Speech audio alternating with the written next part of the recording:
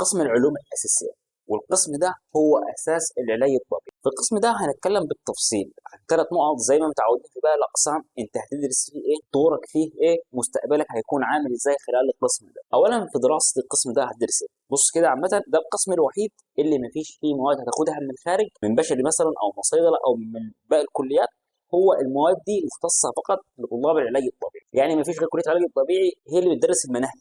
المناهج دي عباره عن مواد مختلفه ممكن تشوفها انت مش متركبه على بعض، لكن كل ماده فيهم بتكمل الثانيه وبتكمل التخصص الاعلى منها زي العظام والاعصاب وغيره. من المواد اللي انت هتدرسها في القسم ده هو الكتروثيرابي او العلاج الكهربي. العلاج الكهربي ده انت بتدرس فيه ازاي الدايره الكهربائيه بتتم، وايه تاثيرها على المريض، وايه المريض بيحتاج الكهرباء دي، وايه اشكال الكهرباء سواء اللي هو تنس فرادك او اي نوع تاني من الكهرباء. وكمان تدرس باقي الاجهزه الكهربائيه اللي بيتم تطبيقها على المريض زي الالترا ساوند اللي هي الموجات فوق الصوتيه، وازاي تاثيرها بيكون كويس مثلا على تيبس المفاصل او علاج الشوكه العظميه او الام العظام او الام العضلات. وكمان الليزر مثلا، امتى تستخدم الليزر طويل المدى او قصير المدى، وامتى تستخدمه على العضله دي وامتى ما تستخدموش على المريض، وهل المريض الكانسر ينفع معاه العلاجات الكهربائيه دي ولا لا. لازم تدرس الحاجات دي بالتفصيل. تاني ماده بتدرسها اسمها هيدروسيرابي، وده العلاج المائي، ومش زي ما هو جاي تتخيلك اللي هو كمادات الميه والساعه والسخنه وازاي تطبقها على المريض. ده كلام هجص.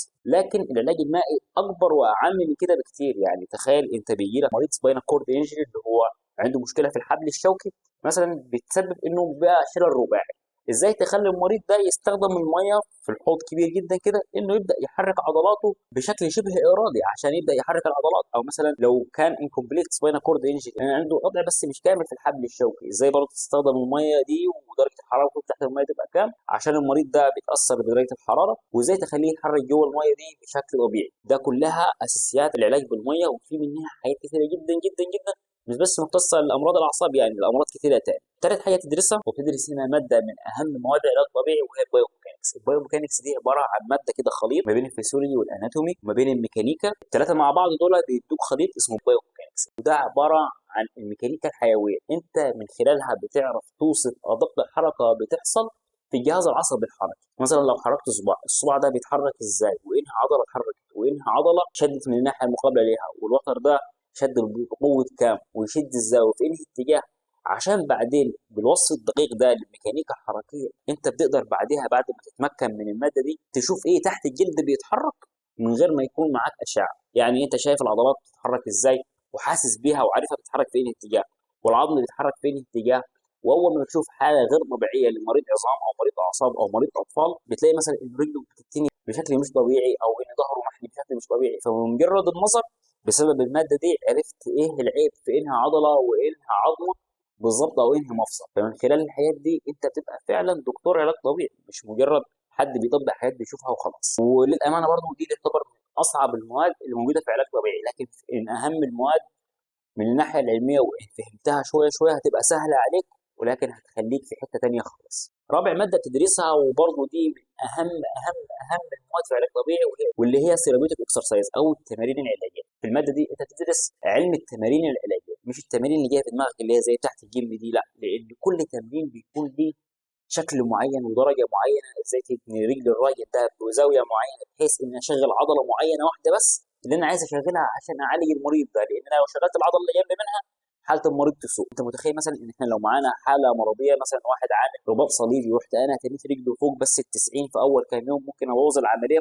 لازم تكون عارف كل شيء بتعمله في الماده دي، والماده دي برضه من اساس علاج طبيعي، لانك انت من غيرها مش هتعرف اصلا تعمل ايه مع المريض. انت عارف المواد التانيه التشريح وفسيولوجيا الاعضاء الى اخره، وعارف ازاي تشخص المرض، بس مش عارف ازاي تعالج، لان هي الماده دي هي اللي انت هتعالج بيها في النهايه.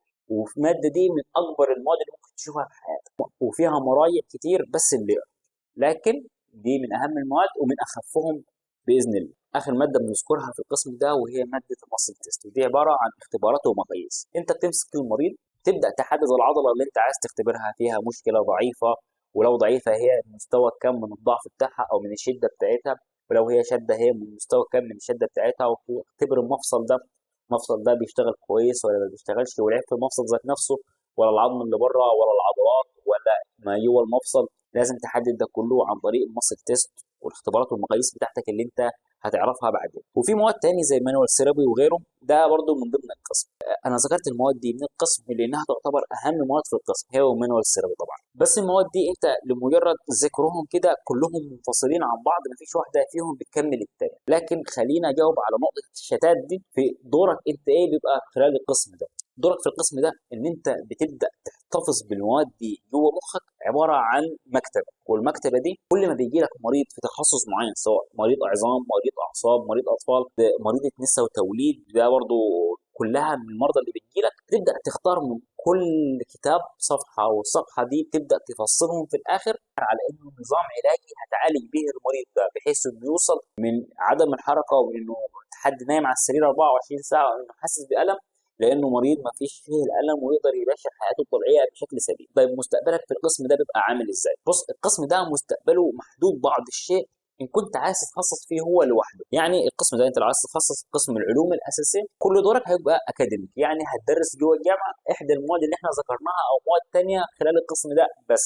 انما بره المجال الجامعي او مجال تدريس الطلاب، القسم ده مفيش حاجه اسمها شغل قسم العلوم الاساسيه. العلوم الاساسيه يعني مثلا انا مش هفتح مثلا مركز علاج مائي، مفيش حاجه اسمها مركز علاج مائي، او مفيش مركز حاجه اسمها مركز علاج كهرباء. لكن جوه المركز بتاعك كدكتور علاج طبيعي، مثلا انت فتحت مركز عظام، جوه مركز العظام ده في غرفه، غرفه العلاج الكهربائي، في مثلا دور ارضي عامله كبير كده، انا ده هخليه اسمه كده من بره قسم العلاج المائي.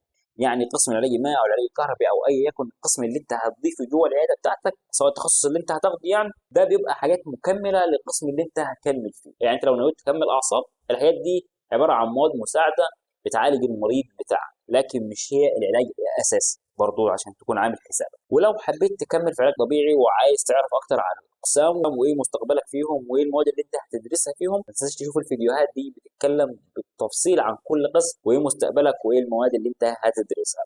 اشوفكم في فيديو جديد. سلام.